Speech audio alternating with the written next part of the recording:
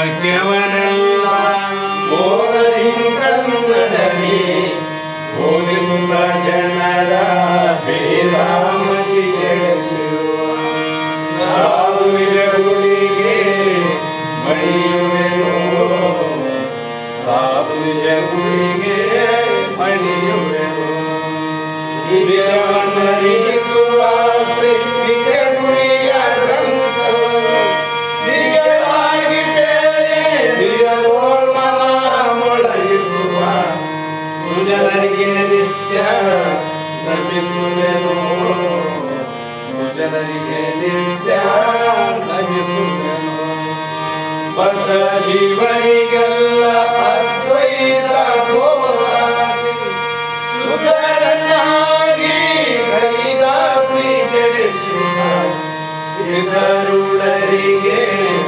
ನತನಪ್ಪೆ ಸಿದ್ಧರುಡರಿಗೆ ನತನಪ್ಪೆ ಬಾಳ ಬಲ ವೇದಾಂತ ಕೇಸರಿ ಬಾಳ ಗಚ್ಚನಿಗೆ ವದನಕ ಬಾಳ ಮೂಲ ನಿರ್ಪರಿ ಶಾಸ್ತ್ರವೆಂಬುವ ನದಿಗಳು ಬಾಳ ಶಕ್ತಿಯ ಸುಮಗರ್ಜನಿ ಬಾಳ ಕೇಳಿದ ಬಳಿಕ ಮೂಗವು ಬಾಳ ಕೇಳಲು ಬೇಕು ವೇದಾಂತೆಂಬ ಶಾಸ್ತ್ರವನ್ನು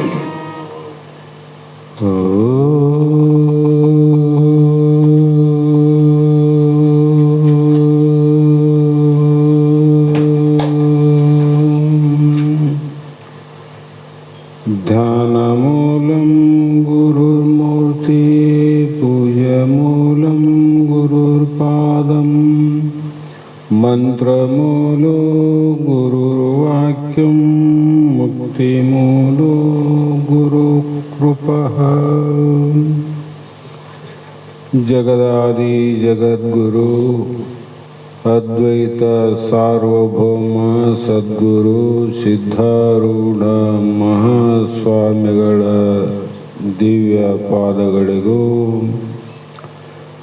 ಆರೂಢ ಜ್ಯೋತಿ ಸದ್ಗುರು ಶಿವಪುತ್ರ ಮಹಾಸ್ವಾಮಿಗಳ ಶ್ರೀ ಚರಣಗಳಿಗೂ ಶ್ರೋತ್ರಿಯ ಬ್ರಹ್ಮನಿಷ್ಠ ಬ್ರಹ್ಮಲೀನ ಸದ್ಗುರು ಬಸವಾನಂದರ ಚರಣ ಕಮಲಗಳಿಗೂ ಅನಂತ ದೀರ್ಘ ದಂಡ ಪ್ರಣಾಮಗಳನ್ನು ಸಮರ್ಪಿಸುತ್ತ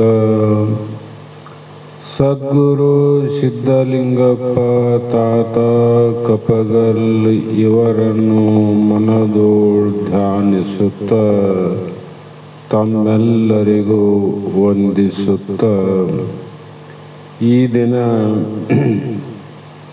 ಶ್ರೀಮದ್ ಭಗವದ್ಗೀತಾ ಎನ್ನುವ ಗ್ರಂಥದ 11ನೇ ಅಧ್ಯಾಯದ 25ನೆಯ ಶ್ಲೋಕ ಇಂದಿನ ಆಧಾರದ ವಿಷಯವಾಗಿದ್ದು, ಈ ಶ್ಲೋಕದಲ್ಲಿ ದ್ರಷ್ಟಾ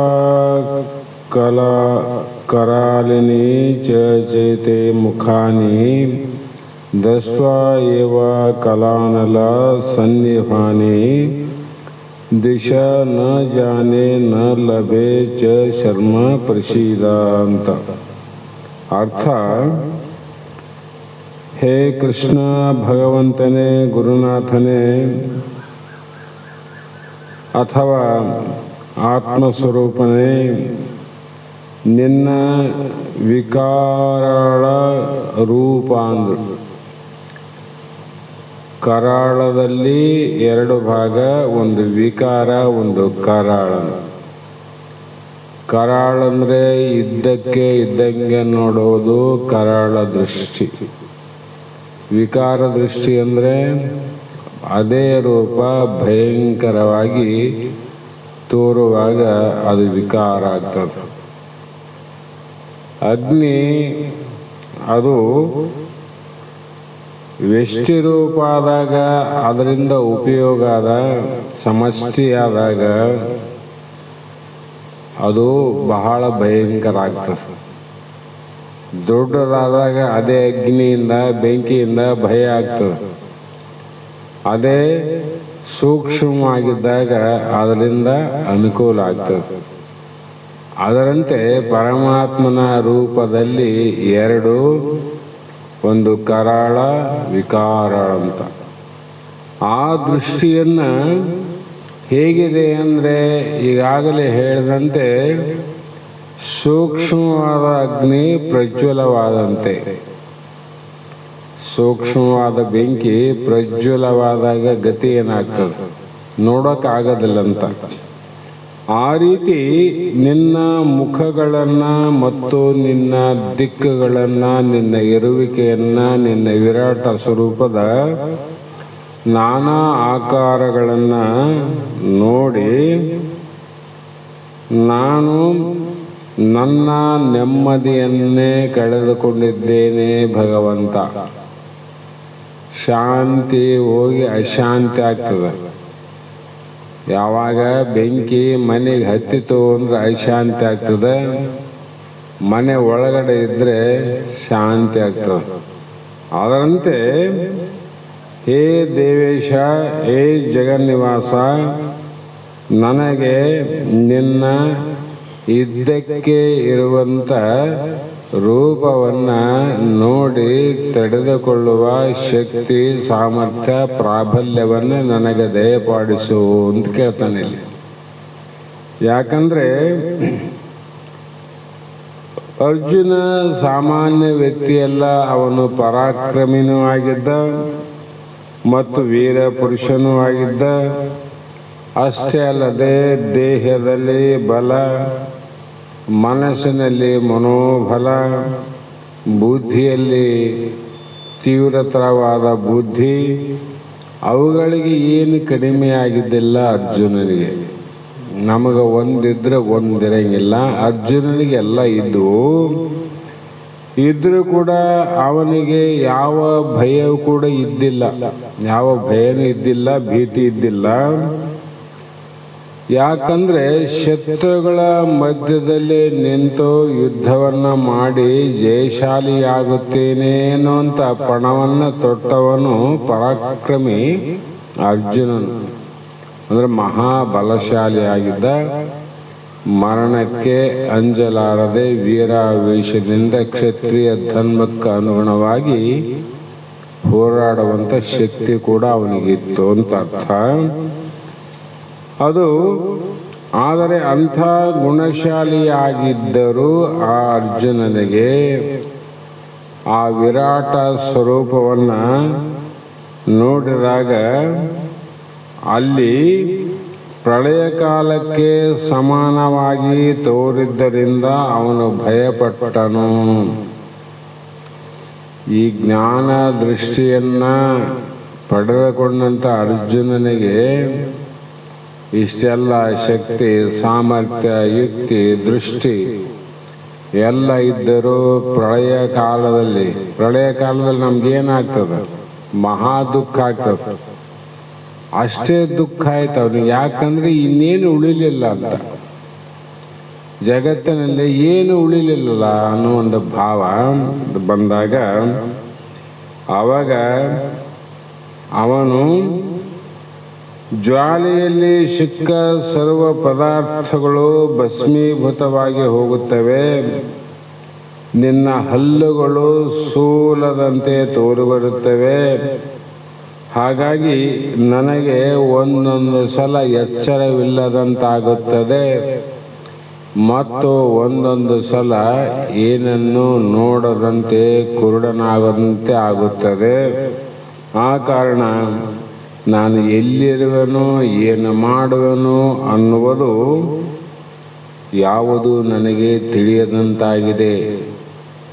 ಹಾಗಾಗಿ ಏ ವಿಶ್ವನಾಥ, ಪ್ರಳಯ ಕಾಲದ ನಿನ್ನ ಮಹಾಕಾಲ ರೂಪವನ್ನು ನೋಡಿ ಅದರಿಂದ ವಿಶ್ವವು ಉಳಿದುಕೊಳ್ಳುವುದಕ್ಕೆ ನಾನು ಏನು ಮಾಡಲಿ? ನನಗೊಂದು ತೋರದಂತಾಗಿದೆ. ನನ್ನಲ್ಲಿ ಇರುವುದು ಒಂದೇ ಭಕ್ತಿಯಿಂದ ಪ್ರಾರ್ಥಿಸುವುದು. ಇಷ್ಟೆಲ್ಲ ನಡೀತದ, ಮತ್ತು ಇದನ್ನು ಉಳಿಬೇಕಲ್ಲ. ಉಳಿಬೇಕಾದ್ರೆ ನಾನು ಏನು ಮಾಡಬಹುದು, ಏನು ಮಾಡಲಿಕ್ಕೆ ಬರ್ತದೆ ನನಗಂತೂ ತಿಳಿಯದಂತಾಗಿದೆ, ಗೋಚರವಾಗದಂತಾಗಿದೆ. ಮತ್ತು ನನ್ನಲ್ಲಿ ಏನಾದಂದ್ರೆ ಒಂದೇ ಒಂದಾದ, ನಿನ್ನಲ್ಲಿ ಅನನ್ಯ ಭಕ್ತಿಯಿಂದ ಬೇಡಿಕೊಳ್ಳೋದು ಮಾತ್ರ ನನ್ನಲ್ಲಿ ಅದೊಂದೇ ಪ್ರಾರ್ಥನೆ ಮಾಡ್ತೀನಿ. ಅದಕ್ಕಾಗಿ ನನ್ನ ಅಸ್ತ್ರಶಸ್ತ್ರಗಳು, ದೇಹಬಲ, ಮನೋಬಲಗಳು ಇಲ್ಲಿ ಯಾವ ಕೆಲಸಕ್ಕೂ ಬರಲಾರವು. ಇಷ್ಟೆಲ್ಲ ಗೀತ ಉಪದೇಶ ಆದ ಮೇಲೆ ಮತ್ತೆ ಒಂದು ಸಲ ನೋಡಿದಾಗ ಮತ್ತೆ ಅದೇ ಭಾವ ಬರ್ತದೆ ನೋಡ್ರಿ. ಸಾಮಾನ್ಯ ಅಲ್ಲ ಅಂತಿದ್ರು. ಹಾಗಾಗಿ ಈ ಎಲ್ಲ ಬಲಗಳಿಂತಲೂ ಪ್ರಾರ್ಥನಾ ಬಲವು ಹೆಚ್ಚಿನದು ಎಂದು ನನ್ನ ನಂಬಿಕೆ. ಪ್ರಾರ್ಥನಾ ಬಲ ಅಂದರೆ ಶ್ರವಣ ಬಲ ಅಂತ ಅರ್ಥ ಮಾಡಬೇಕು. ಅಂದರೆ ಇನ್ನು ಅದನ್ನು ಭದ್ರವನ್ನಾಗಿ ಮಾಡು. ಪ್ರಳಯ ಆಗಲಾರ್ದು ಏನಾದ ಅದನ್ನು ನೋಡುವಂಥ, ತಾಳಿಕೊಳ್ಳುವಂಥ ಶಕ್ತಿ ಸಾಮರ್ಥ್ಯವನ್ನು ಕೊಡು. ತಿಳ್ಕೊಂಡಿನಿ ಈಗ, ಆದರೆ ನೋಡ್ತೀನಿ ಎಲ್ಲ ನಾಶ ಆಗತ್ತದ, ನೀನು ನಾಶ ಇಲ್ಲ ಅಂತ ಹೇಳ್ತಿದ್ದಿ.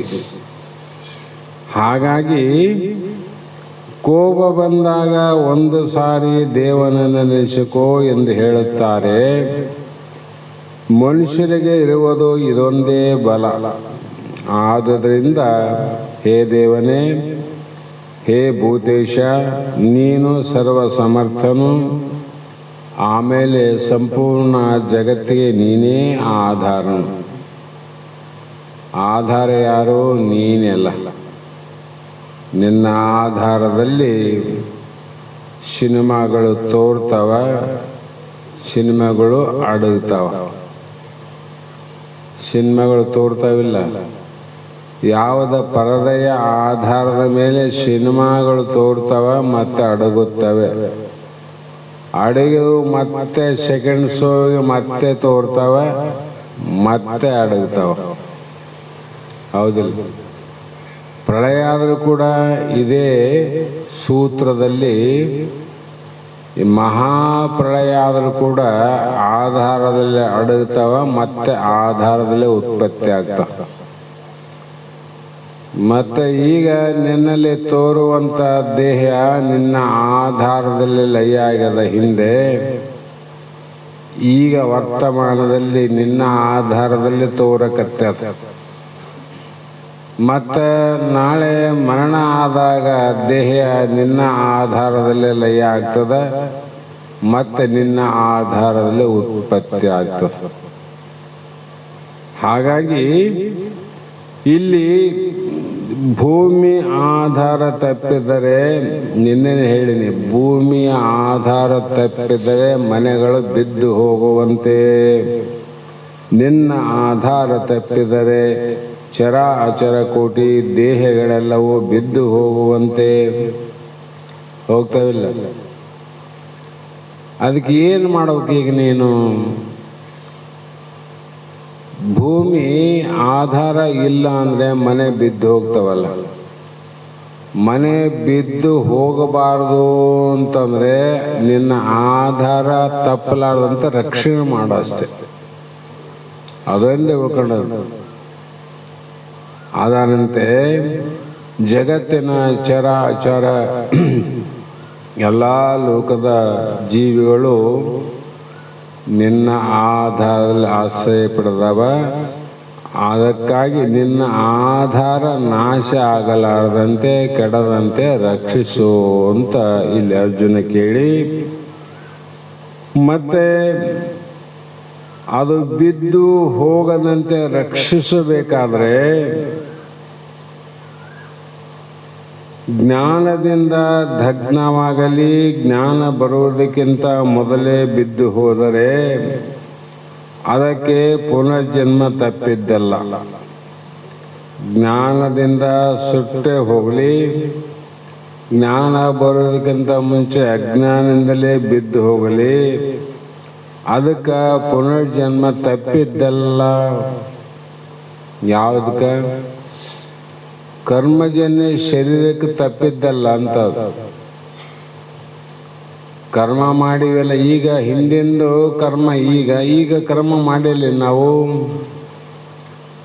ಈ ಕರ್ಮ ಅದು ಜ್ಞಾನದ್ದೇ ಇರಲಿ, ಅವರು ದೇವತೆಗಳಾಗಿ ಅವತಾರಿಗಳಾಗಿ ಅವರು ದೇಹವನ್ನು ತೊಟ್ಟು ಬರಬೇಕಾಗ್ಯದಂದ್ರೆ ದೇಹ ತಪ್ಪಿದ್ದಲ್ಲ. ನೀನು ಪಾಪದಿಂದ ಅಜ್ಞಾನದಿಂದ ಮಾಡಿದ ಕರ್ಮಗಳಿದ್ರು ಕೂಡ ಜನ್ಮಗಳು ತಪ್ಪಿದ್ದಲ್ಲ. ಹಾಗೆ ತಪ್ಪುವುದು ಅಲ್ಲ ಅಂತಂದ್ರೆ ಹಾಗೆ ಆಗದಂತೆ ನನ್ನ ರಕ್ಷಣೆ ಮಾಡು.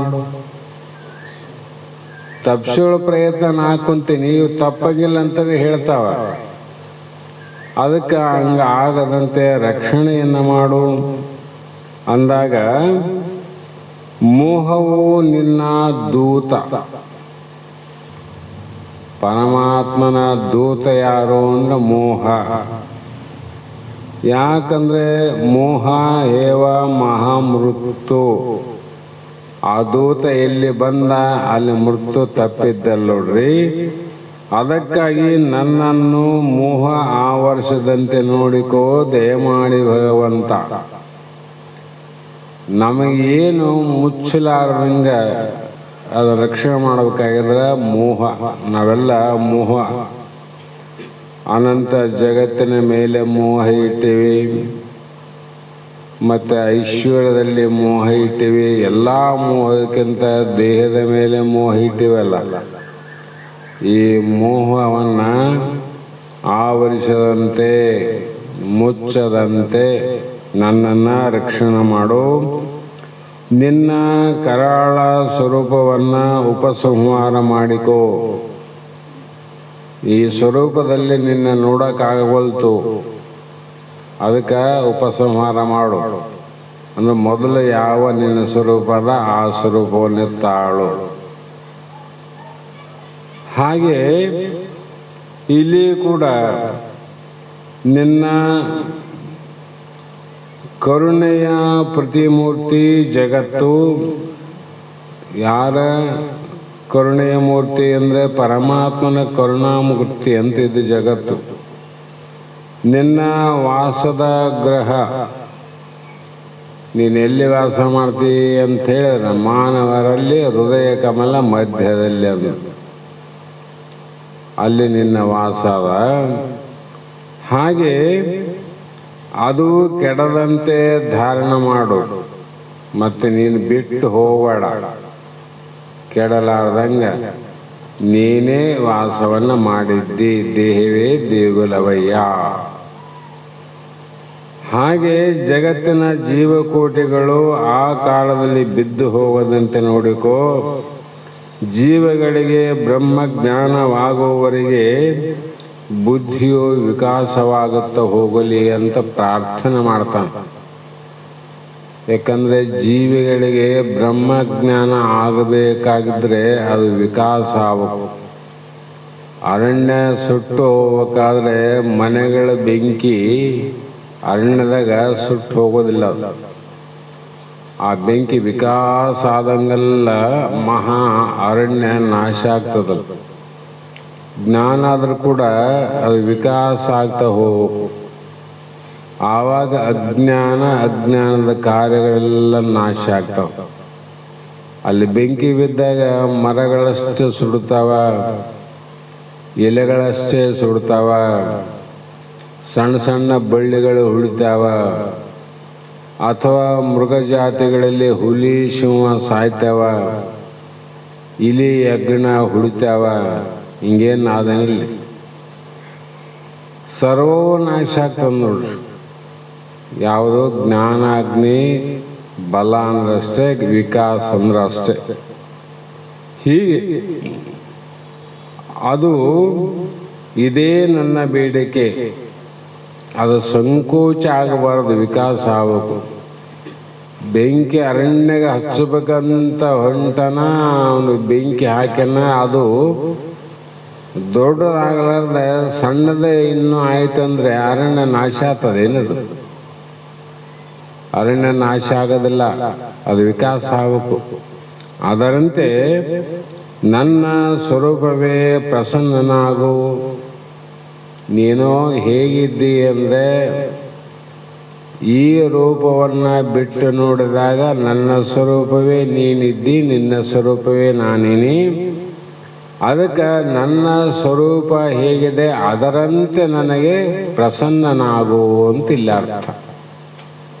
ಹಾಗಾಗಿ ಮುಂದೆ ಕೂಡ ಮಹಾತ್ಮರು ಅಮೀಚ ತ್ವಾಂ ಧೃತರಾಷ್ಟ್ರಸ್ಯ ಪುತ್ರ ಸರ್ವೇ ಸಹ ಏವ ಅವನೇ ಪಾಲಸಂಘೈ ಭೀಷ್ಮ ದ್ರೋಣ ಸೂತಪುತ್ರ ತಥಾ ಅಸೌ ಸಹ ಅಸ್ಮದೀಯೈ ಅಪಿ ಯೋಧಮುಖೈ ಅಂತ ಇಲ್ಲಿ. ಆವಾಗ ಯಾವ ರಾಜರ ಸಮೂಹದೊಂದಿಗೆ ಧೃತರಾಷ್ಟ್ರನ ಮಕ್ಕಳೆಲ್ಲರೂ ಮತ್ತು ಭೀಷ್ಮ ದ್ರೋಣ ಮೊದಲಾದವರೆಲ್ಲರೂ, ಕರ್ಣ ಸಹ ಮತ್ತು ನಮ್ಮ ಪಕ್ಷದ ಪ್ರಧಾನ ವೀರರೆಲ್ಲರೂ ನಿನ್ನಲ್ಲಿ ಪ್ರವೇಶವಾಗುತ್ತಿದ್ದಾರೆ. ಮತ್ತು ರಥ ಕಾಲಾಳುಗಳು, ಸಮಸ್ತ ಚತುರಂಗ ಸೇನೆ, ಕುದುರೆಗಳಿಂದ ಕಟ್ಟಲ್ಪಟ್ಟ ರಥಗಳಲ್ಲಿ ಸಿಕ್ಕಿ ಚೂರು ಚೂರು ಆಗುತ್ತಿವೆ. ಇದರಿಂದ ನಿನಗೆ ಯಾವ ಆನಂದವಾಗುವುದು ನಾನು ತಿಳಿಯಲಾರೆ. ಆ ಲೋಡ್ ಶೋಕ ವ್ಯಕ್ತಪಡಿಸ್ತಾನೆ. ಇಷ್ಟೆಲ್ಲ ಆಯ್ತಪ್ಪ, ಆದರೆ ಇಲ್ಲಿ ಈ ನಡೆದಲ್ಲಿ ಇಷ್ಟೆಲ್ಲ ಯಾರ್ಯಾರು ಧೃತರಾಷ್ಟ್ರ ಸಮಸ್ತ ಪುತ್ರರು ರಾಜರುಗಳ ಸಮುದಾಯದಿಂದ ನಿನ್ನಲ್ಲಿ ಪ್ರವೇಶಿಸುತ್ತಿದ್ದಾರೆ ಒಪ್ತೀನಿ. ಆದರೆ ಭೀಷ್ಮ ಪಿತಾಮಹರು, ದ್ರೋಣಾಚಾರ್ಯರು ಹಾಗೂ ಕರ್ಣನು ಮತ್ತು ನಮ್ಮ ಪಕ್ಷದವರು ಸಹ ಪ್ರಮುಖ ಯೋಧರ ಸಹಿತ ಎಲ್ಲರೂ ಕೂಡ ನಿನ್ನಲ್ಲೇ. ಆದ್ರೆ ಇಲ್ಲಿ ರಣರಂಗದಲ್ಲಿ ಇಲ್ಲೇನು ನಡೆದದ. ಹಾಗಾಗಿ ಮುಂದೆ ಈ ವಿಚಾರವನ್ನಿಟ್ಟುಕೊಂಡು ಇವರೆಲ್ಲರನ್ನ ಬ್ರಾಹ್ಮಣನಾದ ದ್ರೋಣಾಚಾರ್ಯನು ದುರ್ಯೋಧನನೇ ನಿನ್ನನ್ನು ರಕ್ಷಿಸುತ್ತೇನೆಂದು ಪ್ರತಿಜ್ಞೆ ಮಾಡಿದ. ಸೂರ್ಯಪುತ್ರನಾದ ಕರ್ಣನು ಸಹ ನಿನ್ನೊಳಗೆ ಸೇರಿ ತಮ್ಮ ಅಸ್ತಿತ್ವವನ್ನೇ ಕಳೆದುಕೊಳ್ಳುತ್ತಿದ್ದಾರೆ. ಇನ್ನು ನಮ್ಮ ಪಕ್ಷದಲ್ಲಿರುವ ವೀರರ ಗತಿಯೂ ಅದೇ. ಹೇ ಪರಮೇಶ್ವರ, ನೀನು ಕೃಪಾಮೂರ್ತಿಯೂ ದಯಾಸಾಗರನು ಎಂಬ ಮಾತಿಗೆ ಈಗ ವಿರುದ್ಧವಾಗಿ ಕಾಣಕತ್ತ ನೋಡು. ಎಲ್ಲದ ದಯೆ ಇಲ್ಲದಪ್ಪ, ಕರುಣೆ ಇಲ್ಲದ ನಿನ್ನಲ್ಲಿ. ಹಾಗಾಗಿ ನಿನ್ನ ವಿಶ್ವರೂಪವನ್ನು ತೋರಿಸು ಎಂದು ಪ್ರಾರ್ಥಿಸಿ ನಾನು ಈ ವಿಪತ್ತನ್ನು ತಂದುಕೊಂಡೆನೆಂದು ತೋರುತ್ತದೆ. ಇಂಥ ಕಷ್ಟ ಸಂದರ್ಭವನ್ನು ನೋಡೋ ಪ್ರಸಂಗ ಬಂತು ಅಂತ ನನಗೆ ದುಃಖ ಆಗಲಿಕ್ಕೆ ಕಾರಣ ನಾನೇ. ನನ್ನಲ್ಲಿ ನೀನು, ನಿನ್ನಲ್ಲಿ ನಾನು ಅಂತ ನಾನೇ ನೀನಂತ ಹೇಳಿದ್ದಿ.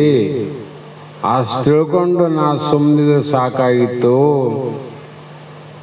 ಈ ವಿಶ್ವರೂಪದಲ್ಲಿ ನೀನು ಹೇಗಿದ್ದೆ ಆ ಸ್ವರೂಪವನ್ನು ನಾನು ನೋಡಬೇಕು ಅಂತ ಕೇಳಿಕೊಂಡಾದಕ್ಕೆ ಇಷ್ಟೆಲ್ಲ ಆಯ್ತು ನೋಡಿ ರಾಮಾಯಣ. ಕಾರಣದಿಂದ ನೀನು ಸಂಕ್ಷೇಪವಾಗಿ ನಿನ್ನ ವಿಭೂತಿಯನ್ನು ನಿನ್ನ ಬಾಯಿಯಿಂದ ವರ್ಣಿಸಿದ್ದು ಸಾಲದೆ, ನಿನ್ನ ಶಕ್ತಿ ಸಾಮರ್ಥ್ಯ, ನಿನ್ನ ಪೂರ್ಣತ್ವ, ಏಕಂ ಏವಂ ಅದ್ವಿತೀಯ ಪರಬ್ರಹ್ಮ ಅನ್ನುವಂಥ ವಿಚಾರವನ್ನು ನಿನ್ನ ವಚನೋಪದೇಶದಿಂದ ಹೇಳಿದ್ದಿ. ಅಷ್ಟು ಸಾಕಾಗಿತ್ತಲ್ಲ. ಆದರೆ ನನಗೆ ಕಣ್ಣಿಗೆ ಅನುಭವಕ್ಕೆ ಬರುವಂಗೆ ತೋರಿಸೆಂದು ಕೇಳಿದ್ದರಿಂದ ಈ ಪಜಿತ ಆಯ್ತು ನೋಡಿ. ಅದಕ್ಕೆ ಇದು ಅರ್ಥ ಏನು ಹೇಳ್ಕೊಡ್ತದಂದ್ರೆ, ಇದು ಬ್ರಹ್ಮಾಂಡದಲ್ಲಿ ತಿಳಿಯುವುದು ಬಹಳ ಕಷ್ಟ, ಪಿಂಡಾಂಡದಲ್ಲಿ ತಿಳಿಯುವುದು ಬಹಳ ಸರಳ. ಅದಕ್ಕೆ ಮಹಾತ್ಮರ ವೇದ ಋಷಿಗಳ ಶರಣ ಸಂತರ ಉಪದೇಶ ಪಿಂಡಾಂಡದಲ್ಲೇ ತತ್ವಗಳನ್ನು ತೋರಿಸಿ ತತ್ವಕ್ಕೆ ಸಾಕ್ಷಿಯಾದ ಭಗವಂತ ಪರಮಾತ್ಮ ಲಿಂಗ ನೀನೆಂತ ಬೋಧಿಸಿದರು. ಎಷ್ಟು ಆರಾಮಿತ್ತಲ್ಲ. ಮತ್ತು ಜಗತ್ತಿಗೆ ಹೇಳಕ್ಕೋದ್ರನ್ನ ಅವರು ಅದು ಹೇಳಕ್ಕೆ ಹೋದ್ರೆ ಮುಗಿಲಾರ್ದಂದು ಇಲ್ಲೇ ಮುಗಿವಲ್ತು ಅಲ್ಲೇ ಮುಗಿತದ. ಆ ಕಾರಣದಿಂದ ಇದು ಆಗು ಹೋಗುಗಳನ್ನು ಮೀರುವವರಾರು ನನ್ನ ಬುದ್ಧಿ ಕರ್ಮಾನುಸಾರಿಣಿ ಎಂಬಂತೆ ಕರ್ಮಕ್ಕನುಸಾರವಾಗಿಯೂ ಬುದ್ಧಿಯೂ ಬೀಡಿಕೊಂಡಿತು. ಹಿಂದೆ ಸಮುದ್ರ ಮಥನ ಕಾಲ ಅಂತ ಎಲ್ಲರಿಗೂ ಗೊತ್ತು. ಅಲ್ಲಿ ದೇವತೆಗಳಲ್ಲಿ ಅಮೃತ ಲಭಿಸಿದರೂ ಅವರು ತೃಪ್ತಿಯನ್ನು ಪಡದೆ ಮತ್ತಷ್ಟು ಮತಿಸಲು ಕೊನೆಗೆ ಕಾಲಕೂಟ ವಿಷವೂ ಉದ್ಭವಿಸಿತು. ನನಗೂ ಹಂಗೆ ಆಗ್ಯದಂತ. ಅವ್ರಿಗೆ ಏನು ಬೇಕಾಗಿತ್ತು ಅದು ಸಿಕ್ಕಿತಿಲ್ಲ, ಆದರೆ ಅಲ್ಲಿ ಸಮಾಧಾನ ಆಗಲಿಲ್ಲ, ತೃಪ್ತಿ ಆಗಲಿಲ್ಲ. ಇನ್ನೂ ಕಡಿಯೋಣ ಅಂತ ಹೋದಾಗ ವಿಷಕೂಟ ಸರ್ಪ ವಿಷವೇ ಉದ್ಭವಿಸಿತು. ಆ ಸಂದರ್ಭದಲ್ಲಿ ದೇವನಾದ ಮಹಾದೇವನು ವಿಷವನ್ನು ಪಾನ ಮಾಡಿ ಜನರ ಸಂಕಷ್ಟದಿಂದ ಪಾರು ಮಾಡಿದ. ಪರಮಾತ್ಮಲ್ಲ ಪಾರು ಮಾಡಿದ್ದು. ಅದರಂತೆ ನಾನು ಸಹ ಸ್ವಲ್ಪ ಅಲ್ಪದಿಂದ ತೃಪ್ತನಾಗದೆ ನೀನೇ ನನ್ನ ಸ್ವರೂಪಿದ್ದಿ, ಆತ್ಮಿದ್ದಿ, ಸೃಷ್ಟಿ ಸ್ಥಿತಿ ಲಯಕ್ಕೆ ಸಾಕ್ಷಿಯಾಗಿದ್ದಿ, ನೀನು ಹುಟ್ಟೋನಲ್ಲ ಸಾಯೋನಲ್ಲ ಅಂತ ಹೇಳಿದ ಇಷ್ಟು ಅಮೃತ ಉಪದೇಶ ವಾಕ್ಯದ ಅಮೃತವನ್ನು ಸಾಲದು ಅಂತ ಮತ್ತೆ ಮತ್ತೆ ಅವರು ಸಮುದ್ರ ಹೆಂಗ ಕಡಿದ್ರು ಮತ್ತೆ ನಿನ್ನಲ್ಲಿ ಪ್ರಶ್ನೆ ಮಾಡಿದದಕ್ಕೆ ಈ ಸಂಕಟ ಬಂದದ ಅಂತ ಅರ್ಜುನ. ಹಾಗಾಗಿ ಆ ತೃಪ್ತಿಯಾಗಲದೆ ನಾನು ನನ್ನ ಸ್ವರೂಪವನ್ನು ನೋಡದೆ ವಿಶ್ವರೂಪವನ್ನು ನೋಡ್ಬೇಕಂತ ಆಸೆ ಆಯ್ತು ನೋಡು. ಆ ಕಾರಣದಿಂದ ಆ ಹಠ ಹಿಡಿಯಲು ಅದರ ಪರಿಣಾಮವಾಗಿ ಅಗ್ನಿಜ್ವಾಲೆ ಉದ್ಭವಿಸಿತು. ಆದರೆ ಈಗ ಅದನ್ನು ಭಕ್ಷಿಸಿ ರಕ್ಷಿಸೋರು ಯಾರು? ಅಲ್ಲಿ ವಿಷ ಕಾಲಕೂಟ ಬಂದಾಗ ಮಹಾದೇವ ಬಂದ, ಪಾನ ಮಾಡಿದ, ರಕ್ಷಿಸಿದ. ಇಲ್ಲಿ ನನ್ನನ್ನು ರಕ್ಷಣೆ ಮಾಡೋರು ಯಾರೀಗ? ಆ ಕಾರಣ ಮಹಾಕಾಲನೊಡನೆ ಹೋರಾಡುವವರು ಯಾರಿಗ ಸಾಧ್ಯ ಅದ? ಆ ಯಾವ ವಿಷ ಇತ್ತಲ್ಲ ಬೇರೆಯವರು ಕುಡಿದು ಬದುಕಲಿಕ್ಕೆ ಸಾಧ್ಯತೆಯೇನು? ಯಾವ ರಕ್ಕಸರಿಗೂ ಸಾಧ್ಯ ಇಲ್ಲ, ದೇವತೆಗಳು ಸಾಧ್ಯ ಇಲ್ಲ. ಸೂರ್ಯ ಚಂದ್ರರು ಕೂಡ ಅಲ್ಲಿದ್ದರೂ ಕೂಡ ಅವರಿಗೂ ಅಸಾಧ್ಯವಾಗಿತ್ತು. ಸಾಧ್ಯ ಯಾರಿಗಾಯಿತು? ಮಹಾದೇವನಿಗೆ. ಮಹಾದೇವ ದೇವತೆಗಳಿಗೆ ಒಡೆಯನಾದಂಥವನು ಯಾರು? ಮಹಾದೇವ. ಅಲ್ಲಿ ಬಂದು ರಕ್ಷಣೆ ಮಾಡಿದ. ಇಲ್ಲಿ ನನಗೆ ಈ ವಿಷ ಇದನ್ನ ಯಾರು ರಕ್ಷಣೆ ಮಾಡ್ತಾರ, ಕಾಪಾಡ್ತಾರ ಅಂದರೆ ಈ ರೀತಿ ಅರ್ಜುನನು ಎಷ್ಟು ಸೋಕಿಸಿದರೂ ವಿಶ್ವರೂಪದ ರಹಸ್ಯವು ತಿಳಿಯಲಿಲ್ಲ. ಇಷ್ಟೆಲ್ಲ ಕೇಳಿದ, ಪ್ರಶ್ನೆ ಮಾಡಿದ, ಎಲ್ಲ ತೋರಿಸಿದ, ಆದರೂ ಮುಗಿಲಿಲ್ಲ. ಅದಕ್ಕೆ ಮುಗಿಲಿಕ್ಕೆ ಬರೋದಿಲ್ಲ ಅಂತೇಳಿ ಪಿಂಡಾಂಡಕ್ಕೆ ಉಪದೇಶ ಮಾಡಿದ್ರು, ಬ್ರಹ್ಮಾಂಡಕ್ಕೆ ಮಾಡಿಲ್ಲ. ಎಲ್ಲಾರು ಮಾಡ್ಯಾರ ಯಾರಾದರೂ? ಹಾಗಾಗಿ ಅರ್ಜುನನು ಇಲ್ಲಿಯವರೆಗೆ ತನ್ನಿಂದ ಇವರೆಲ್ಲರೂ ಸಾಯುತ್ತಾರೆಂಬ ಮೋಹಪಾಶದಲ್ಲಿ ಬಿದ್ದಿದ್ದನು. ಬಹುಶಃ ಅವನ ಮೋಹವನ್ನು ಕಳೆಯುವುದಕ್ಕಾಗಿ ಎಂಬಂತೆ ಪರಮೇಶ್ವರನು ಈ ದೃಶ್ಯವನ್ನು ತೋರಿಸಿದನೆಂದು ಊಹಿಸಬಹುದು. ಲಕ್ಷಾರ್ಥಕ ಅವ್ರು ಎಲ್ಲಿ ಹೋಗ್ತಾರ, ಅವರೆಲ್ಲಿ ಬಂದು ಸೇರ್ತಾರ, ನೀನು ಇಲ್ಲಿ ಸೇರಿದೆ, ನನ್ನಲ್ಲಿ ಐಕ್ಯ ಆಗಿ ಅವರೆಲ್ಲಿ ಹೋಗ್ತಾರೆ. ಗಂಗಾ ನದಿಯ ಉಗಮ ಸ್ಥಾನ ಅಥವಾ ಬಣ್ಣನೆ ಹೇಳಿದೆ, ಯಾವುದೋ ಡ್ಯಾಮಿಂದ ನೀರು ಮೊದಲು ಒಂದು ಕಾಲುವೆಯಲ್ಲಿ ಹರಿತದೆ, ಆಮೇಲೆ ಮುಂದೆ ಹೋಗಿ ಅನಂತ ಉಪಕಾಲುವೆಗಳಾಗ್ತಾವೆ.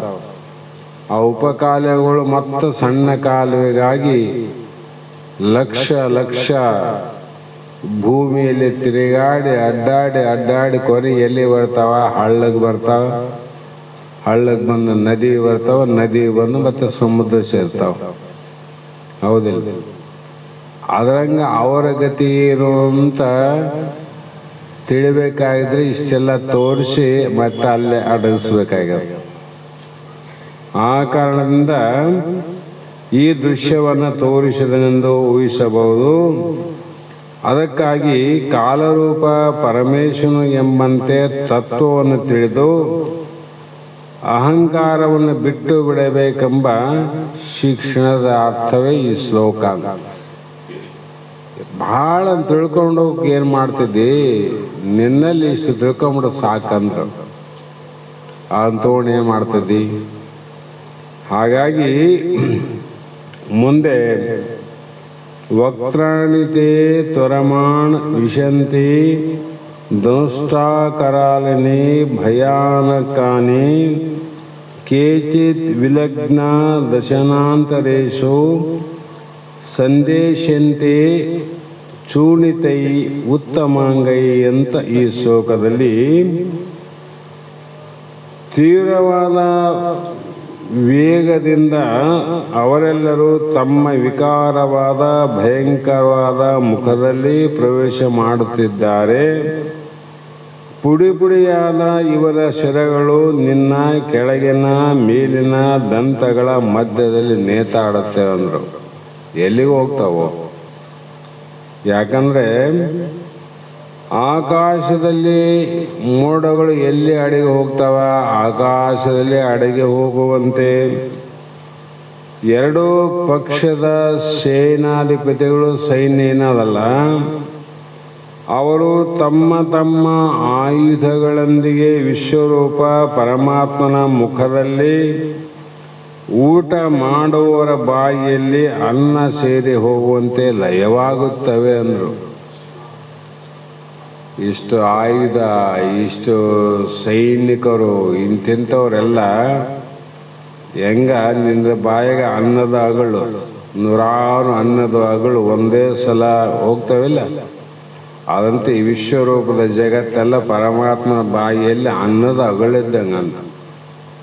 ಹಾಗಾಗಿ ವಿಶ್ವದ ಪ್ರಳಯ ಕಾಲ ಬಂದಾಗ ವಿಶ್ವದ ಮೇಲೆ ಕೋಪಿಸಿಕೊಂಡ ಕಾಲನು ಸ್ವರ್ಗಾದಿ ಲೋಕಗಳನ್ನು ಪಾತಾಳಾದಿ ಲೋಕಗಳನ್ನು ಒಂದೇ ಸಾರಿಗೆ ನುಗ್ಗುವಂತೆ, ಅಥವಾ ದೈವವು ಪ್ರತಿಕೂಲವಾದರೆ ಕಷ್ಟಪಟ್ಟು ಸಂಗ್ರಹಿಸಿದ ಸಂಪತ್ತೆಲ್ಲವೂ ತನ್ನಷ್ಟಕ್ಕೆ ತಾನೇ ಮಾಯವಾಗಿ ಹೋಗುವಂತೆ,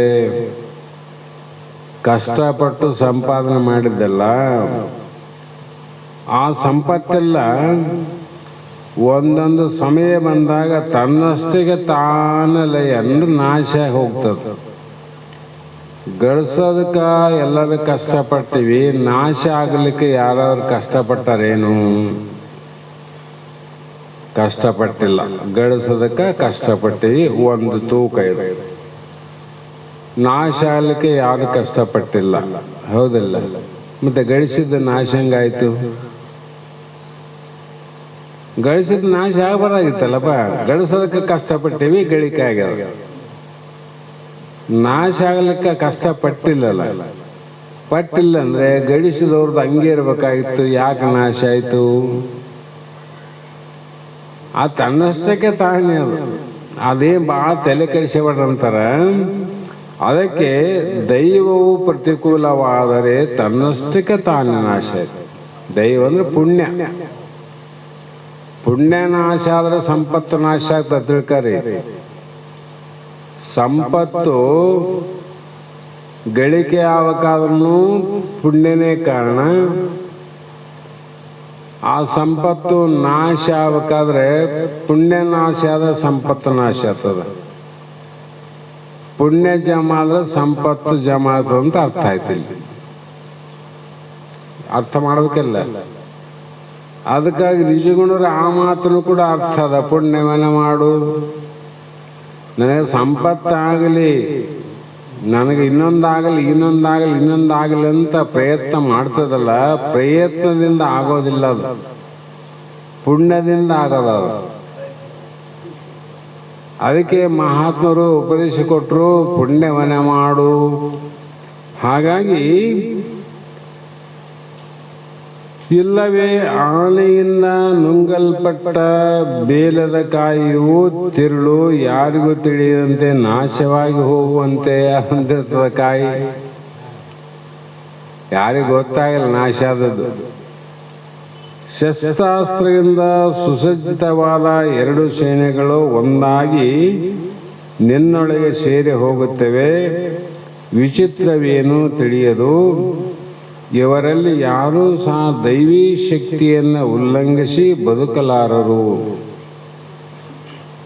ಯಾರು ಬದುಕಿ ಉಳಿಲಿಕ್ಕೆ ಸಾಧ್ಯನೇ ಇಲ್ಲ ಅಂದ್ರು ಯಾರಿಗೆ ದೈವಿ ಶಕ್ತಿಯನ್ನು ಉಲ್ಲಂಘನೆ ಮಾಡಿದವರಿಗೆ.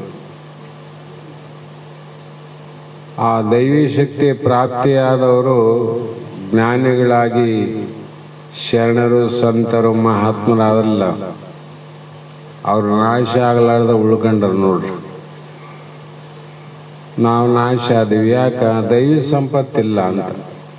ಹಾಗಾಗಿ ಒಂಟೆಯು ತನ್ನ ಬಾಯಿಗೆ ಸಿಕ್ಕ ಕೋಮಲವಾದ ಅಶೋಕ ವೃಕ್ಷದ ಅಂಕುರಗಳನ್ನು ಪೂರ್ಣವಾಗಿ ತಿನ್ನುವಂತೆ ಅದು ಏನು ತಿಂತಂದ್ರೆ ಬರೀ ಎಲೆ ತಿಂತಂದು ನೋಡೋದು. ಮೂಕ ಹಾಕತ್ತೆ ಮೇಲೂ ಗೋಣು ಮೇಲೆ ಮಾಡತ್ತೆ, ನಮಗೆ ಕೆಳಗೆ ಮಾಡಂಗಿಲ್ಲ. ಸೃಷ್ಟಿಯ ನೇಮ ಅದು. ಕೆಳಗಿಂದ ಏನು ತಿನ್ನಕ್ಕೆ ಬರಂಗಿಲ್ಲ, ಅದು ಮೇಲಿಂದೇ ತಿಂತಾರೆ. ಆದರೆ ಕೋಮಲವಾದ ಅಶೋಕದ ವೃಕ್ಷದ ಅಂಕುರಗಳನ್ನು ಪೂರ್ಣವಾಗಿ ತಿನ್ನುವಂತೆ ಒಂದು ಬಿಡಲಾದಂಗೆ ತಿಂತಾವ. ಈ ಎರಡೂ ಪಕ್ಷದ ವೀರರನ್ನು ನೀನು ನುಂಗಿ ನೀರು ಕುಡಿಯುತ್ತಿರುವೆ. ಒಂದು ಬಿಡಲಾರ್ದಂಗ ಅದು ಹೆಂಗೆ ತಿಂತದ, ನೀನು ಇವ್ರನ್ನ ಅವ್ರನ್ನ ಯಾರನ್ನ ಬಿಡಲಾರ್ದ ನುಂಗುತ್ತಿದ್ ನೋಡಪ್ಪ.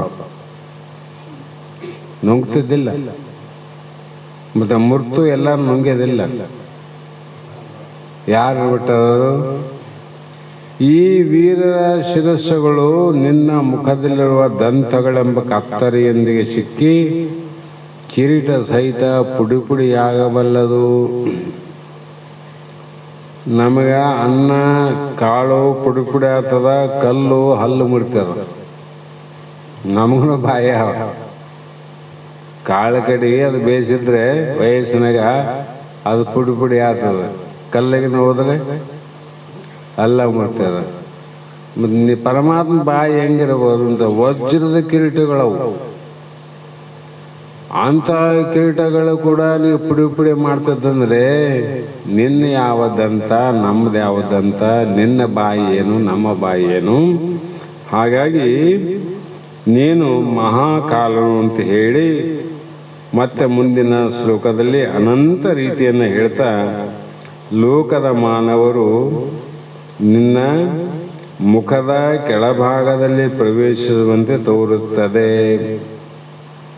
ಇತರೆ ಮಾನವರಿಗಿಂತ ವ್ಯತಿರಿಕ್ತವಾದ ಭೂತಾದಿಗಳು ಇದ್ದಲ್ಲಿಯೇ ಕರೆಗೆ ಇಲ್ಲದಂತಾಗುತ್ತವೆ. ನಾನು ಒಂಟೆ ಆದಂದ್ರೆ ಒಂಟೆ ತಲೆ ಕೆಳಗ ಒಬ್ರು ಹೋಗ್ಬೋದು, ಹೋತಾರಿಲ್ಲ. ಮತ್ತೆ ಬೇರೆ ಪ್ರಾಣಿಗಳ ತಲೆ ಕೆಳಗೆ ಹೋಗಿ ನೋಡೋಣ, ಆಗೋದಿಲ್ಲ. ಅದಕ್ಕಾಗಿ ಜಿಡೀ ಪ್ರಪಂಚ ಲೋಕ ಜಗತ್ತನ್ನವುದೇ ನಿನಗೆ ತಲೆಗೆ ತಲೆವಾಗಿ ಹೋಗುವುದು. ತಲೆ ಎತ್ತಿ ಹೋಗಂಗಿಲ್ಲ, ಅಲ್ಲಿ ತಲೆಬಾಗಿ ಹೋಗೋದು. ಹಾಗಾಗಿ ಮುಂದಿನ ಶ್ಲೋಕದಲ್ಲಿ ಮತ್ತೆ ಮಹಾತ್ಮರು ಯಥಾ ನದೀನಾಂ ಬಹವ ಅಂಬುವೇಗ ಸಮುದ್ರಂ ಏವ ಅಭಿಮುಖ ದ್ರವಂತಿ ತಥಾ ತವ ಅಮಿ ನರಲೋಕವೀರ ವಿಶಂತಿ ವಕ್ರಾಣಿ ಅವಿಜ್ವಲಂತಿ ಅಂತ ಅದೇ ಮಾತನ್ನು ಇಲ್ಲಿ ಹೇಳ್ತಾ ಬಂದರು. ಯಾಕಂದ್ರೆ ನದಿಗಳ ಉತ್ಪತ್ತಿ ಸ್ಥಾನ ಸಮುದ್ರವೇ, ಅವುಗಳ ಗಮ್ಯ ಸ್ಥಾನವೂ ಸಮುದ್ರವೇ. ಮಾತು ಅನುಭವದಲ್ಲಿ ವ್ಯತ್ಯಾಸ, ದೃಷ್ಟಾಂತ ಒಂದೇ. ಆ ಅನುಭವ ಮಾಡಿದಂಗೆ ಅದ್ರಾಗ ಅನಂತ ರೀತಿ. ಕೌದಿ ಮೇಲೆ ಕೆಳಗ ಅವೇನು ಹಚ್ಚಿ ಹೊಲಿತಾರಲ್ಲ ತುಕಡೆ, ಮ್ಯಾಲೆ ನೋಡಿದ್ರೆ ಒಂದೇ ಕಾಣ್ತದ, ಅದು ಉಲ್ಟಾ ನೋಡಿದ್ರೆ ತುಕಡಿಗಳು ಅನಂತ ಕಾಣ್ತಾವ. ಒಂದ ಎರಡ ನಾನಾ ರೀತಿ, ನಾನಾ ಬಟ್ಟೆ, ನಾನಾ ಪ್ರಕಾರ. ಅದರಂತೆ ಇಲ್ಲಿ ಸಮುದ್ರ, ನದಿ ಎಲ್ಲಿ ಹುಟ್ಟ್ಯಾವ? ಸಮುದ್ರದಲ್ಲೇ ಹುಟ್ಟ್ಯಾವ. ಉಗಮ ಸ್ಥಾನ ಅಂದ್ರೆ ಹುಟ್ಟಿದ ಜಾಗ ಯಾವುದು? ಸಮುದ್ರ. ಮತ್ತೆ ನಾಳೆ ಲಯ ಆಗೋ ಜಾಗದ ಯಾವುದು? ಸಮುದ್ರ. ನಮ್ಮದು ಹುಟ್ಟಿದ್ದ ಯಾವ ಊರು? ಯಾವುದೋ ಊರು ಹೇಳ್ತೀವಿ. ಸತ್ತದ ಯಾವ ಊರು? ಮತ್ತೆ ಯಾವುದೋ ಊರು ಹೇಳ್ತೀವಿ. ಸಹಜವಾಗಿ ಅಜ್ಞಾನಿಗಳ ದೃಷ್ಟಿಯಲ್ಲಿ ಮಹಾತ್ಮರು ಹುಟ್ಟಿದ್ದು ಒಲೆ ಮನೆ, ಬಿಟ್ಟುಂಟೆ ಕಾಯಿ ಮನೆ, ಎಷ್ಟಿದ್ದಾರೆ ಏನಿದು ಹೊಲೆ ಮನೆ ಅಂತ.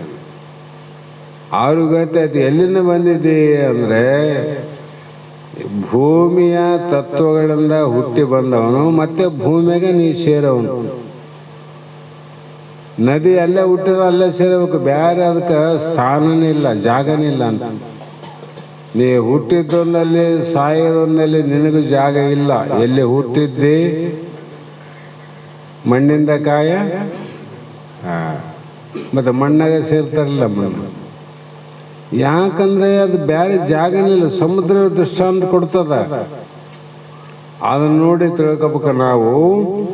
ಹೀಗೆ ಮತ್ತೊಬ್ಬರ ಬೋಧೆ ಇದನ್ನು ತಿಳಿಲಿಕ್ಕೆ ಅವಶ್ಯಕತೆ ಇಲ್ಲ, ಅನುಭವದಿಂದ ತಿಳ್ಕೊಬೋದಂತ. ನದಿಯಲ್ಲಿ ಹೋಗ್ತಾವ. ಅದರಂತೆ ದೇಹಗಳ ಉತ್ಪತ್ತಿ ಸ್ಥಾನವು ವಿಶ್ವರೂಪನಾದ ಪರಮಾತ್ಮನ ವಿಶ್ವರೂಪದಿಂದಲೇ ಬಂದು ವಿಶ್ವರೂಪವನ್ನೇ ಸೇರುತ್ತದೆ. ಪರಮಾತ್ಮನಿಂದ ಬಂದಂದ್ರೆ ಪರಮಾತ್ಮನಲ್ಲಿ ಸೇರ್ಬೇಕಿಲ್ಲ. ಹಾಗಾಗಿ ಇದನ್ನ ದೇಹಗಳು ಏನಾದವು ಇಲ್ಲಿ ಅಂದ್ರೆ ಓಡ್ಲಿಕ್ಕೆ ಪ್ರಾರಂಭ ಆದವು. ನದಿ ಸಮುದ್ರ ಓಡಕತ್ತಿಲ್ಲ ನೋಡ್ರಿ, ಸಮುದ್ರ ಸ್ಥಿರವಾಗ್ಯದ. ಅದರಲ್ಲಿ ಹುಟ್ಟಿದಂತ ಏನು ಹನಿಗಳು ಮೋಡ ರೂಪ ಆಗಿ ಚಲನತೊಂದು ಕೂಡಿ ಮಳೆಯಾಗಿ ಮತ್ತೆ ಬಂದು ಅಲ್ಲೇ ಸೇರಿತು. ಅದರಂತೆ ವಿಶ್ವರೂಪನಾದ ನೀನು ಅಚಲನಾಗಿದ್ದಿ. ನಿನ್ನಲ್ಲಿ ಚಲನತ್ವದಿಂದ ಕೂಡಿದ ಈ ರೂಪಗಳೇನವ? ಇವು ಓಡಾಡ್ತಾವ, ಏನೇನೋ ಮಾಡ್ತಾವ. ಈ ಲೋಕದಿಂದ ಆ ಲೋಕಕ್ಕೆ ಹೋಗ್ತಾವ, ಆ ಲೋಕದಿಂದ ಈ ಲೋಕಕ್ಕೆ ಬರ್ತಾವ, ಅಥವಾ ಇಲ್ಲೋ ಅಲ್ಲಿ ಇಲ್ಲಿ ತಿರುಗಾಡ್ತಾವ. ಕೊನೆಗೇನದ, ಅವು ಎಲ್ಲಿ ತಿರುಗಾಡಿ ಬಂದ್ರು ಆ ಹನಿಗಳು ಸಮುದ್ರವೇ ಲಯವಾದಂತೆ. ಎಷ್ಟೆಲ್ಲ ಜೀವಿಗಳು ತಮ್ಮ ಕರ್ಮ ಅನುಸಾರವಾಗಿ ಎಲ್ಲೆಲ್ಲೇ ಓಡಿ ಏನೇನು ಮಾಡಿ ಬಂದರೂ ಕೂಡ ನಿನ್ನೆಲ್ಲ ಲಯವಾಗವು. ಹಾಗಾಗಿ ಇವು ಇದರಂತೆ ಇಹಲೋಕದ ವೀರರ ದೇಹಗಳೆಲ್ಲ ವಿಶ್ವರೂಪ ಪರಮಾತ್ಮನ ಕಡೆಗೆ ಧಾವಿಸಿ ಹೋಗಿ ಒಂದಾಗುತ್ತವೆ. ಅರ್ಜುನ, ಆ ನೀರು ಹನಿಗಳು ಬೇರೆ ಕಡೆ ಎಲ್ಲಿ ಹೋಗೋದಿಲ್ಲ, ಸಮುದ್ರ ಕಡೆ ಹೋಗಬೇಕವು. ದೇವು ಬೇರೆ ಕಡೆ ಇಲ್ಲಿ ಹೋಗೋದಿಲ್ಲ, ನನ್ನನ್ನೇ ಬಂದು ಸೇರುತ್ತವೆ, ಕೂಡುತ್ತವೆ ಅಂದ್ರೆ ಐಕ್ಯ ಆಗುತ್ತವೆ ಅಂತ ಅರ್ಥ. ಪ್ರಪಂಚದಲ್ಲಿ ತೋರುವ ದೇಹಗಳೆಲ್ಲ ತಮಗ ಅರಿವಿಲ್ಲದೆ ವಿಶ್ವರೂಪ ಕಾಲದ ಕಡೆಗೆ ಪ್ರತಿ ಕ್ಷಣದಲ್ಲಿಯೂ ಓಡುತ್ತಿರುತ್ತವೆ. ಪ್ರಪಂಚದ ಜೀವಿ ನಮಗೆ ಅಜ್ಞಾನಿಗಳಿಗೆ ನಮ್ಗೆ ಗೊತ್ತಿಲ್ಲ.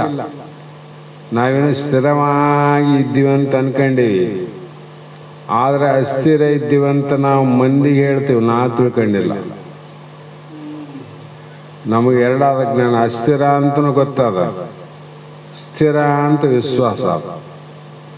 ಅದಂಗ್ರಿ ಒಂದೇ ಇರ್ಬೇಕಲ್ಲ. ಅಸ್ಥಿರ ಅಂತ ನಮಗೆ ಗೊತ್ತಾದಂತ ನಾವು ಬರ್ತ್ಡೇ ಹುಟ್ಟಿದ ಹಬ್ಬ ಮಾಡ್ತೀವಲ್ಲ, ಹುಟ್ಟಿದ ಹಬ್ಬದ ಲಕ್ಷಣ ಏನದ? 1 ವರ್ಷ ಆಯ್ತು, 10 ವರ್ಷ ಆಯ್ತು, 20 ಆಯ್ತು, 50 ಆಯ್ತು ಅಂತ ಅದಾದ್ರೆ ವಿಶ್ವಾಸ ಇಲ್ಲ. ಆಚರಣೆ ಮಾಡೋದು ಬಿಟ್ಟಿಲ್ಲ, ವಿಶ್ವಾಸ ಇಲ್ಲ.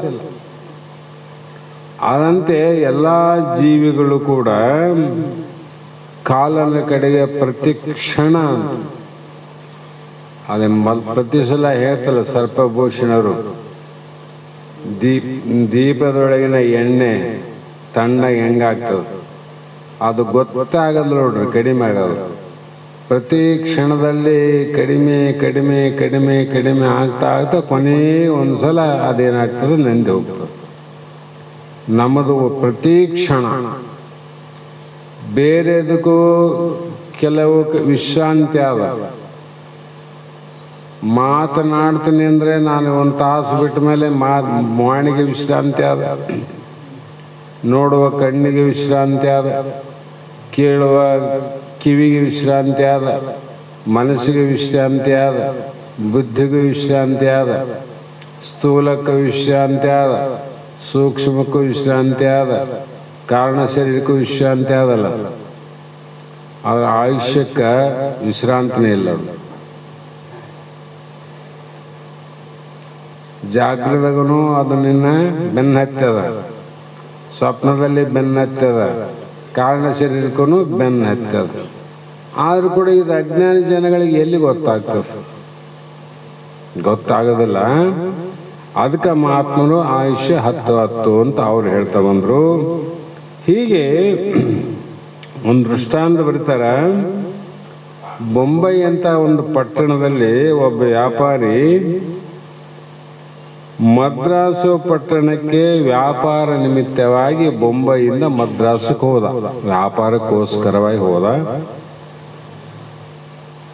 ಮೊದಲನೇ ತರಗತಿ ಟಿಕೆಟ್ ಅನ್ನ ಕೊಂಡು, ಫಸ್ಟ್ ಕ್ಲಾಸ್ ಟಿಕೆಟ್ ತಂಡ, ಮದ್ರಾಸಿಗೆ ಹೋಗುವ ರೈಲಿನಲ್ಲಿ ಕುಳಿತು ತನ್ನ ಸಾಮಾನುಗಳನ್ನು ತಾನು ಕುಳಿತ ಡಬ್ಬಿಯಲ್ಲಿಟ್ಟು ಆರಾಮಾಗಿ ಕುಂತ್ಕೊಂಡ. ಬೊಂಬೈಯಿಂದ ಟಿಕೆಟ್ ಎಲ್ಲಿ ಅದ? ಮಡ್ರಾಸಿಗೆ ಅದ. ಅದು ಫಸ್ಟ್ ಕ್ಲಾಸ್ ಟಿಕೆಟ್ ಅದ, ಗದ್ದಲಿಲ್ಲ, ಗಲಾಟಿಲ್ಲ. ತನ್ನ ಸಾಮಾನೆಲ್ಲ ಬೆತ್ತ ಇಟ್ಕೊಂಡು ಆರಾಮ್ ಕುಂತ, ತಾನು ಚಿಂತೆಯಲ್ಲಿ ಕುಂತ. ಗಾಡಿಯು ವೇಗವಾಗಿ ಸಾಗಿತು. ಪ್ರಯಾಣಿಕರು ಕುಂತಿದ್ರು, ಕೆಲವೊಂದು ಮಲಗಿದ್ರು, ಕೆಲವು ಮಂದಿ ಪುಸ್ತಕವನ್ನು ಓದ್ತಿದ್ರು, ಕೆಲವರು ಫಲ ಆಹಾರವನ್ನು ಸೇವಿಸ್ತಿದ್ರು, ಮತ್ತು ಕೆಲವರು ಪಕ್ಕದಲ್ಲಿ ಕುಳಿತವರಿಗೆ ಕರೆಸಿ ಮಾತಾಡ್ತಿದ್ರು. ಇಷ್ಟೆಲ್ಲ ಬೇರೆ ಬೇರೆ ಜನ ಒಂದೇ ಗಾಡಿಯಲ್ಲಿ ಮಾಡಕತ್ತಾರೆ. ಆದ್ರೆ ಗಾಡಿ ಮಾತ್ರ ಹೊರಟದ. ಗಾಡಿ ತನ್ನಷ್ಟು ತಾನು ತೀವ್ರವಾಗಿ ಹೊರಟದ. ಆವಾಗ ಮದ್ರಾಸಿನ ಹತ್ತಿರ ಹೋಗುತ್ತಲೇ ಇರುತ್ತದೆ. ಅವನಿಗೆ ಅದು ಗೊತ್ತಾಗದಿರಬಹುದು. ಅದರಂತೆ ಇಷ್ಟೆಲ್ಲ ನೋಡಿ ಮಾಡಿದ್ರಾಗ ಮದ್ರಾಸ್ ಬಂದಿದ್ದೆ ಅವನಿಗೆ ಗೊತ್ತಾಗ್ಲಿಲ್ಲ ನೋಡ್ರಿ. ಅವನಿಗೆ ಗೊತ್ತಾಯ್ತಾ? ಗೊತ್ತಾಗ್ಲಿಲ್ಲ. ಅದರಂತೆ ಮನುಷ್ಯನು ಆಡ್ತೀವಿ, ತಿಂತೀವಿ, ಮಲಗ್ತೀವಿ, ಇನ್ನೂ ಏನೇನು ಮಾಡ್ತೀವಿ, ಆಟ ಪಾಠಗಳನ್ನು ಆಡ್ಕೊಂತೀವಿ, ಯೌವನದಲ್ಲಿ ಇನ್ನೊಂದು ಮಾಡ್ತಾ ಇದ್ದೀವಿ, ಮುಪ್ಪಿನಲ್ಲಿ ಮತ್ತೊಂದು ಮಾಡೀವಿ. ಇಷ್ಟೆಲ್ಲ ಮಾಡಿ ಹೋಗೋದ್ರೊಳಗಾಗಿ ಪ್ರಕೃತಿ ಎಂಬ ಗಾಡಿಯು ಮಾತ್ರ ದೇಹವನ್ನು ಮಹಾಕಾಲನ ಹತ್ತಿರಕ್ಕೆ ತೆಗೆದು ಹೋಗುತ್ತದೆ. ಸ್ಟೇಷನ್ ಬಂದ ಬಿಡ್ತದ. ಮಡ್ರಾಸ್ ಇದು ನಮ್ಮದು ಸ್ಟೇಷನ್ ಬಂತು.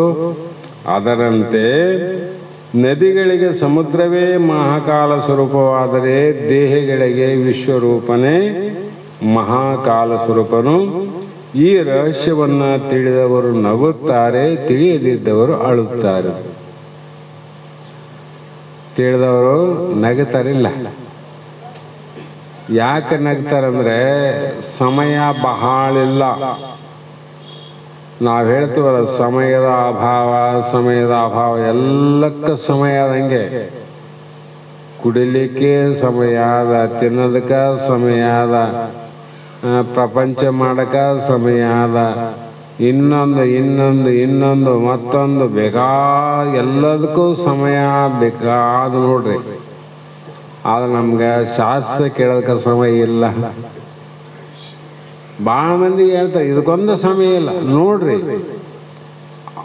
ಅಂಥ ಪ್ರಪಂಚದ ಮಹಾ ಕಾರ್ಯಗಳನ್ನು ಬಿಟ್ಟು ಇದಕ್ಕೆ ಸಮಯ ತಗೊಂಡು ಯಾವನು ಬರ್ತಾನ ಅವನು ನಿಜವಾದ ಮೋಕ್ಷ. ಬಿಟ್ಟು ಬಂದನಿಲ್ಲ ಅವನು, ಬಿಡಲಾರದನ್ನ ಇದನ್ನೇ ಬಿಡಕ್ಕಾಗವಲ್ತು. ಇದು ಒಂದು ರೀತಿ ವಿರತಿ ಬಲಿಯಲೇಬೇಕು. ಇದು ಬಂದಾಗ ಆದ್ಮೇಲೆ ನಡೆ ಅಂತ ಒಂದು ತಾಸಮ್ಮ ನೋಡಮಂತನ. ಅದರಂತೆ ಇಲ್ಲಿ ತಿಳಿದವರು ನಗುತ್ತಾರೆ, ತಿಳಿಯದಿದ್ದವರು ಅಳುತ್ತಾರೆ. ನಾವು ಮೊದಲು ಬೆಂಗಳೂರಿಗೆ ಬಹಳ ಸಲ ಹೋಗಿ, ನನ್ನಷ್ಟು ಬೆಂಗಳೂರಿಗೆ ಯಾರು ಹೋಗಿಲ್ಲ ಅಂತ ಅನಿಸ್ತದೆ. ನಾನು ನೌಕರಿಗೆ ಹೇಳಿದ ಮೇಲೆ ಪ್ರತಿ ವಾರದಲ್ಲಿ 2 ದಿನ ಬೆಂಗಳೂರಿಗೆ ಹೋಗ್ಬೇಕು. ಸೋಮವಾರ ಗುರುವಾರ. ಸುಮಾರು ವರ್ಷ ಹೋಗಿದ್ದೀನಿ. ಅವಾಗ ಇಲ್ಲಿ ಹೈದ್ರಾಬಾದಿಂದ ಒಂದು 85 ಎಕ್ಸ್ಪ್ರೆಸ್ ಅಂತ ಬರ್ತಿತ್ತು, ಹೈದ್ರಾಬಾದು ಬೆಂಗಳೂರು. ಆ 5:30 ಟ್ರೈನಿಗೆ ಕುಂತ್ರೆ ಮುಂಜಾನೆ 7-8ಕ್ಕೆ ಬೆಂಗಳೂರು ಮುಟ್ಟೋದು. ಆ ಬೆಂಗಳೂರಿಗೆ ಇಳಿದ ತಕ್ಷಣ ಮುಖಪರಿಚಯ ಮಾಡಿಕೊಂಡು ಆಫೀಸು ಹುಡುಕಿ ಎಲ್ಲ ನಮ್ಮ ಕಾಗದ ಪತ್ರಗಳನ್ನು ಎಲ್ಲ ಒಪ್ಪಿಸಿ ಮತ್ತೆ ಅವತ್ತೇ ಸಾಯಂಕಾಲ 6 ಗಂಟೆಗೆ ಅಲ್ಲಿ ಬಿಡೋದು, ಮತ್ತೆ ಬೆಳಗ್ಗೆ 8 ಗಂಟೆಗೆ ಇಲ್ಲಿ ಬರೋದು. ಅಂದರೆ ಆವಾಗ ಟ್ರೈನು ಇಲ್ಲಿಂದ ರಾಯಚೂರಿಂದ ಬೆಂಗಳೂರಿಗೆ ಮುಟ್ಟಬೇಕಾಗಿದ್ದು ಸುಮಾರು 12-13 ತಾಸು ಆತಿತ್ತು. ಸಮಯ ಎಷ್ಟು ಹೋಗ್ತಿತ್ತು ನೋಡ್ರಿ. ಈಗ ಮೊನ್ನೆ ನಾನು ಭಾಳ ಸಲ ಹೋಗಿಲ್ಲ. ಮೊನ್ನೆ ನಾವು ಬೆಂಗಳೂರು ತಮಿಳುನಾಡಿಗೆ ಹೋದಾಗ ಬರುವಾಗ ವಂದೇ ಭಾರತ್ ಅಂತ ಒಂದು ಹೊಸ ಟ್ರೈನ್ ಮಾಡಿರಿ, ವಂದೇ ಭಾರತ. ಅದು ಬೆಂಗಳೂರು 3 ಗಂಟೆಗೆ ಬಿಟ್ರೆ 8:00 ರಾಯಚೂರು ಬರ್ತಾನೆ. ಬೆಂಗಳೂರು 3:30 ಬಿಡ್ತಾನೆ, ನಾವು 2:45. 8:00 ಅಂದ್ರೆ 5-5:30 ತಾಸಿನಲ್ಲೇ ಬಂದ್ಬಿಡ್ತಾರೆ. ಹೌದಲ್ಲ? ಈಗ ಸಮಯ ಇಲ್ಲ ಕಡಿಮೆ ಅಂತ ಕಣೋನು ಆ ಸಮಯದಲ್ಲಿ ಉಳಿತಾಯ ಮಾಡೋ ಕೆಲಸ ಮಾಡಿ ಒಂದೇ ಭಾರತಕ್ಕೆ ಬರ್ಬೇಕಾಗ್ಯದ. ಸಮಯ ಉಳಿತದಂತ ರೊಕ್ಕ ಹೋದ್ರ ಸಮಯ ಉಳಿತದಲ್ಲ. ಆದರೆ ಅವಾಗ ಹಂಗಿದ್ದಿಲ್ಲ. ಯಾವಾಗನ ಆಗಲ್ಲಪ್ಪ, ಏನು ಮಾಡೋದಮ್ಮ ಕಾಲಿತ್ತು. ಅದರಂತೆ ಇಲ್ಲಿ ಈ ಸಮಯವನ್ನು ಭಗವಂತ ಸಮಯ ನಿಗದಿ ಎಲ್ಲರಿಗೂ ಮಾಡ್ಯಾನ. ಅದರಲ್ಲಿ ಸಮಯವನ್ನು ಉಳಿತಾಯ ಮಾಡಿ ಇದನ್ನು ಅಳತೆ ಮಾಡಬೇಕು. ಆತ್ಮಜ್ಞಾನ ಅಂದರೆ ನಾವು ಅದರದ್ದು ಕಡಿಮೆ ಮಾಡ್ಕೋಬೇಕಲ್ಲ. ಏನಾದರೂ ಕಡಿಮೆ ಮಾಡ್ಕೊಂತ ಬಂದರೆ 5 ತಾಸಿನಲ್ಲೇ ಬರ್ತೀವಿ. ಅಂದರೆ ಸುಮ್ಮನೆ ಕಾಲವನ್ನು ಕಳೆದು ಸಾವುದುಚ್ಚುತ್ತೇವೆ. ಆ ಸಮಯ ಬರಲಿ, ಆ ಕಾಲ ಬರಲಿ, ಆಯುಷ್ಯನ ಹೆಚ್ಚು ಮಾಡ್ತಾನೆ ನಿನಗೆ ಭಗವಂತ. ಒಳ್ಳೆ ಪುಣ್ಯಾತ್ಮ ಪುಣ್ಯ ಮಾಡ್ಕೊಂತಿಲ್ಲ ಅಂತ ಆಯುಷ್ಯ ಹೆಚ್ಚು ಮಾಡಂಗಿಲ್ಲ. ಮುಕ್ತ ಆಗ್ತಾನೆ ಇವನು. ಮುಕ್ತಿ ಆಗಲಿ, ಇನ್ನೊಂದು 10 ವರ್ಷ ಆಯುಷ್ಯ ಹೆಚ್ಚು ಕೊಡುವಂತ ಕೊಡಂಗಿಲ್ಲ. ಕೊಟ್ಟ ಸಮಯದಲ್ಲೇ ನೀನು ಮುಟ್ಟುವ ದಾರಿಯ ಉಪಾಯವನ್ನು ನೀನು ಮಾಡ್ಕೋಬೇಕು. ನಾವು ಮಾಡಬೇಕಾಗಿದೆ.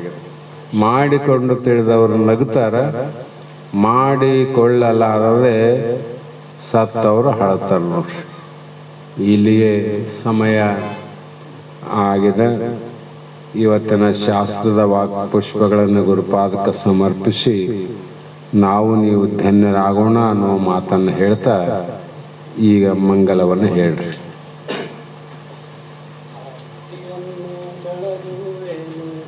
ಆ ಜನರ ದುಃಖವ ಕಳೆವ ಶಿವನ ರೂಪಗೆ ಆರತಿಯನ್ನು ಬೆಳಗುವೆನು ಸಿದ್ಧಾರೂಢಗೆ ದರೆಯ ಜನರ ದುಃಖವ ಕಳೆವ ಶಿವನ ರೂಪಗೆ ಜನರ ದುಃಖವ ಕಳೆವ ಶಿವನ ರೂಪಗೆ ಮೂರು ಜೀವಿಗಳಿಗೆ ಸಾಕ್ಷಿ ಆದ ದೇವಗೆ ಮೂರು ಜೀವಿಗಳಿಗೆ ಸಾಕ್ಷಿ ಆದ ದೇವಗೆ ಆರು ಮತದ ಮರ್ಮ ಅರಿತ ನಿಗಮ ನಿಷ್ಠಗೆ ಆರತಿಯನ್ನು ಬೆಳಗುವೆನು ಸಿದ್ಧಾರೂಢಗೆ ದರೆಯ ಜನರ ದುಃಖವ ಕಳೆವ ಶಿವನ ರೂಪಗೆ ದರೆಯ ಜನರ ದುಃಖವ ಕಳೆವ ಶಿವನ ರೂಪಗೆ ವಂಚಕ ಜನರು ಬೆಂಕಿ ಇಡಲು ಸಹಿಸಿದ ದೇವಗೆ ವಂಚಕ ಜನರು ಬೆಂಕಿ ಇಡಲು ಸಹಿಸಿದ ದೇವಗೆ ಪಂಚಾಕ್ಷರಿಯ ಮಂತ್ರವನ್ನು ಅರುಹಿದ ದೇವಗೆ ಆರತಿಯನ್ನು ಬೆಳಗುವೆನು ಸಿದ್ಧಾರೂಢಗೆ ದರೆಯ ಜನರ ದುಃಖವ ಕಳೆವ ಶಿವನ ರೂಪಗೆ ದರೆಯ ಜನರ ದುಃಖವ ಕಳೆವ ಶಿವನ ರೂಪಗೆ ಪಂಚಕೋಶ ಪಂಚಪಾಶಗಳ ಹರಸಿದ ದೇವಗೆ ಪಂಚಕೋಶ ಪಂಚಪಾಶಗಳ ಹರಸಿದ ದೇವಗೆ ಸಂಚಿತಾದಿ ಕರ್ಮವನ್ನು ದಯಿಸಿದ ದೇವಗೆ ಆರತಿಯನ್ನು ಬೆಳಗುವೆನು ಸಿದ್ಧಾರೂಢಗೆ ದರೆಯ ಜನರ ದುಃಖವ